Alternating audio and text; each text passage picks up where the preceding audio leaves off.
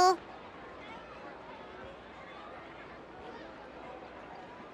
And Dunyarzad, did you save her? It's a really long story. We shouldn't disturb her. Her consciousness is still weakened. Let's chat somewhere else.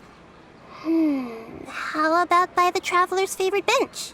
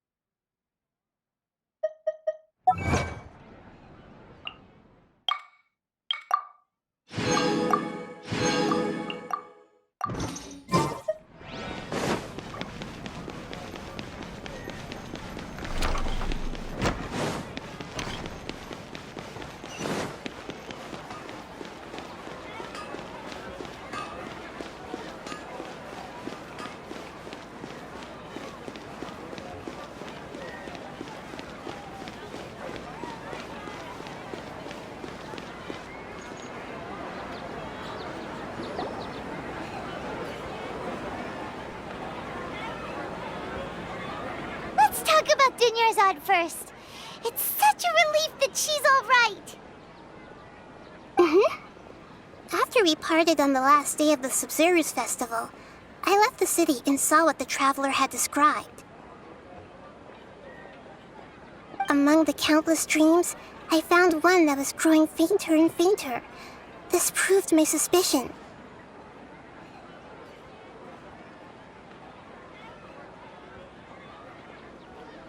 Once Dunyarzad could no longer bear the Akasha harvesting her dreams, her consciousness began to dissipate. But this also meant it escaped the Akasha's control. Such a small fragment of consciousness can't last for very long, though. It will return to its original dream, where both will gradually fade until they completely disappear. I used all the power I had to keep her dying dream alive as long as possible, but it still wouldn't have lasted for much longer if it hadn't been for you two breaking the samsara.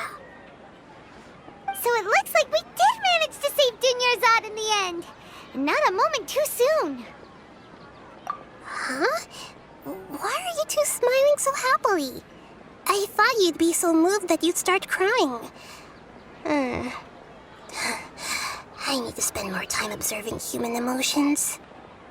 Both are fine. Everyone reacts differently. All right. You two must have a lot of other questions for me, right? After all, you saved my faithful believer. As your reward, I will answer any and all questions. At the Avidia forest, there was this incense that made the traveler fall unconscious and dream of a huge tree and a red sky. You also heard someone's voice, right? It said world and forget me. Yeah, so you do know. We've been wanting to ask you what that was about, and if the red sky was related to Conria. It seems like the traveler established a connection to Irminsul. That was a message left by Greater Lord Rukkhadevata's residual consciousness in Irminsul. Perhaps her last memory before she died. As you two probably know, Greater Lord Rukkhadevata disappeared after the disaster in Conria. The timings of these events do line up, so your suspicions are reasonable. A message from Greater Lord Rukkhadevata? We thought it was from King Deshret.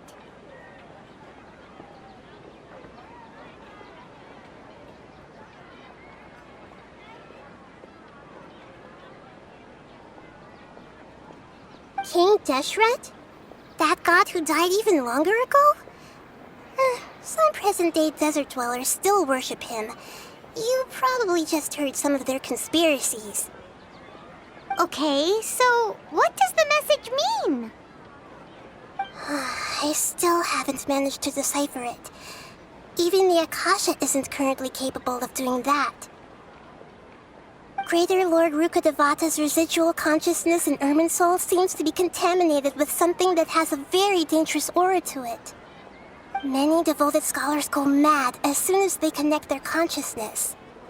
I've warned the academia about this many times, but people still keep falling victim to it. But I believe this is the key to saving Irminsul. That's why I've kept trying to decipher it. So the tree in the vision was Irminsul? Oh, Tainari also said that Irminsul is sick. Is it because of the contaminated consciousness? But even if you can't figure out what that vision was all about, it seems like our search for you was all in vain. The Traveler wasn't affected after coming in contact with that consciousness. I've never seen anyone like that. With you here, we may have a chance at deciphering it. No, we must decipher its secrets. I've already eliminated all other factors that might affect Irminsul. This is the only one left. This puzzle has life and death at stake. It could determine Irminsul's fate, as well as Tevat's.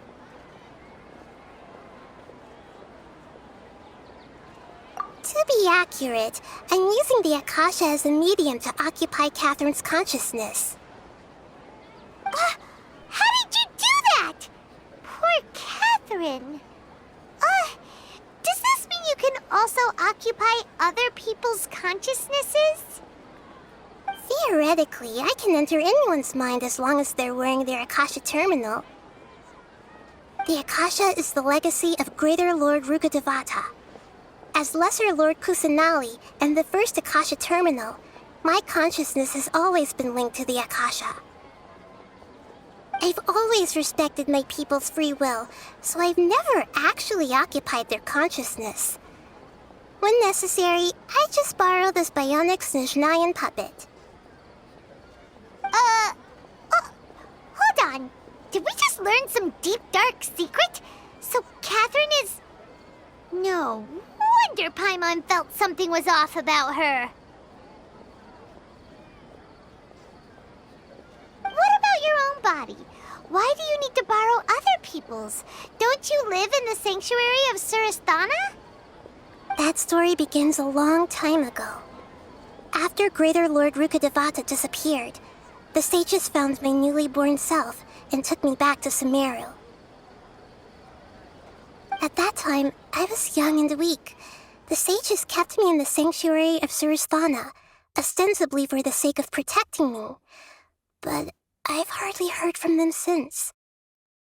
However, I do understand that they had hoped to find Greater Lord Rukkhadevata instead of me, a symbol of her passing. So, the sages basically put their new Archon under house arrest? How dare they! Why don't you teach them a lesson, Nahida? In some ways, they aren't wrong. Greater Lord Rukkhadevata was omniscient and omnipotent. Even after her death, the Akasha is still empowering this nation. And I'm still really far away from being able to call myself the God of Wisdom. Moreover, the academia is also more proficient at governing this country. Yeah, you got a lot of believers.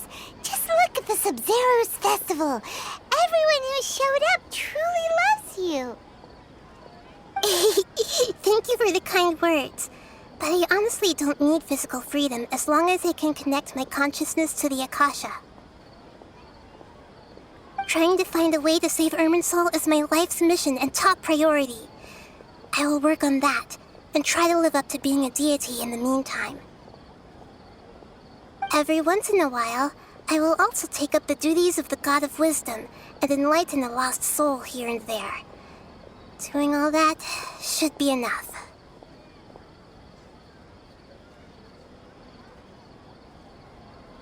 There's never been any big problems with the Academia's governance of Sumeru. This is the first time I've seen them step out of line.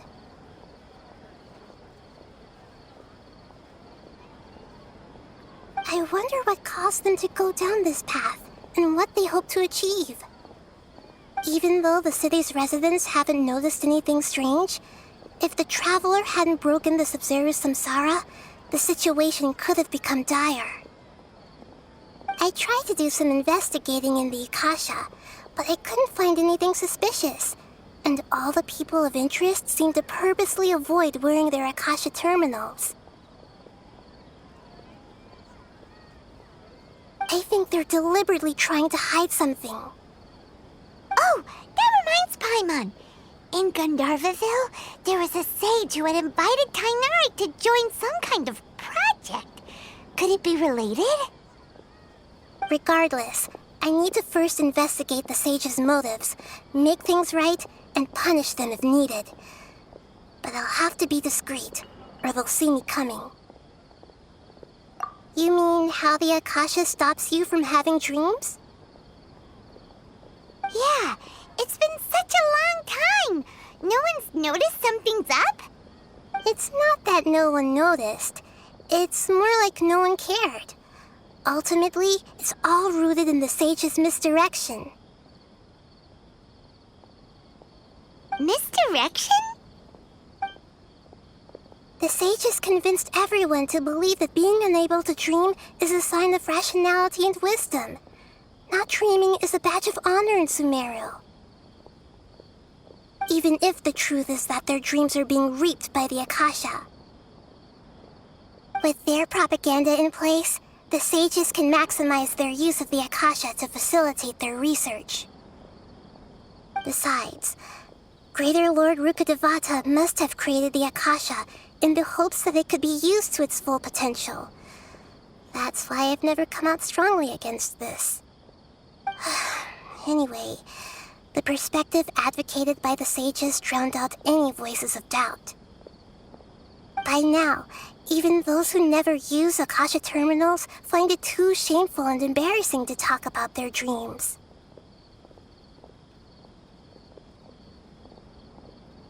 Got it! I hope my answers were satisfactory, seekers of knowledge.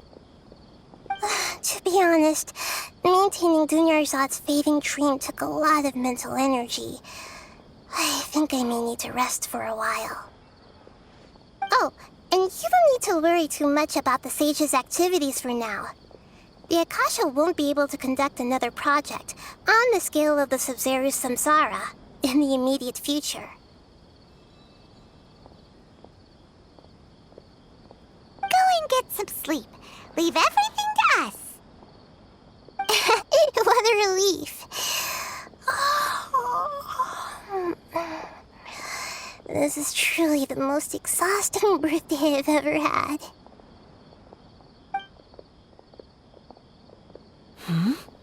Traveler? Paimon? Why am I here? Do either of you know? Maybe you were sleepwalking. You know you can't wake up a sleepwalker. We happened to walk by, so we thought we'd wait for you to wake up. I see. I should visit my maintenance personnel sometime. Oh, I'm fine. I better go. Thank you. We've spent quite some time in Sumeru City, but ever since we last said goodbye to Lesser Lord Kusanali, we haven't heard anything from her. Oh, we can't just keep waiting around like this. Let's go find Catherine and pick up some work so we can at least keep ourselves busy.